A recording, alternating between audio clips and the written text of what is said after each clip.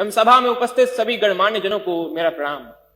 जिस विधानसभा को आचार्य नरेंद्र देव, पंडित गोविंद वल्लभ पंत और चौधरी चरण सिंह जैसे नायकों ने सुशोभित किया, उस देश की सबसे बड़ी विधानसभा को मेरा सादर प्रणाम। मेरा नाम अर्जुन है, कक्षा 12वीं का छात्र हूं। संविधान के 75 वर्षों की यात्रा पर बोलने हेतु तीर्थों के तीर्थराज प्रयाग से आपके समक्ष उपस्थित हूं। यूनिवर्सिटी ऑफ शिकागो के प्रोफेसर टॉम गिन्सबर्ग ने 1789 के बाद लिखे गए 190 संविधानों का अध्ययन किया और पाया कि इन संविधानों का औसत जीवन मात्र 17 वर्ष है। परंतु भारत का संविधान भारत के उत्कृष्ट मानवीय उपादानों का प्रतिनिधित्व करते हुए 75 वर्षों बाद भी आज दृढ़ता के साथ विद्यमान है।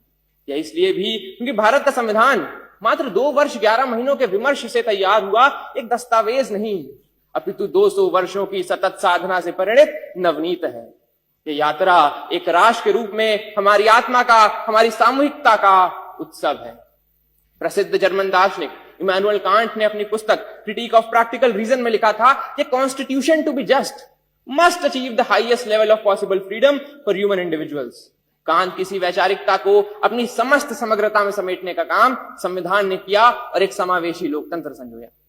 भारत का संविधान सिर्फ इसलिए बड़ा नहीं है क्योंकि इसमें 1.5 लाख शब्द हैं, अपितु इसलिए भी क्योंकि इसके पृष्ठों से महात्मा गांधी के हिंद स्वराज, भगत सिंह के क्रांति, अंबेडकर के सामाजिक न्याय और नेताजी बोस के संप्रभु और सशक्त भारत की आकांक्षाएं भी परिलक्षित होती हैं।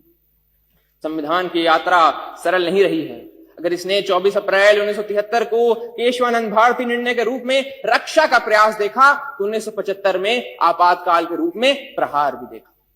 संविधान हमारा वह दर्पण है जिसमें हम अपने अतीत को देखते हैं, वर्तमान को समझते हैं और भविष्य को गढ़ते हैं।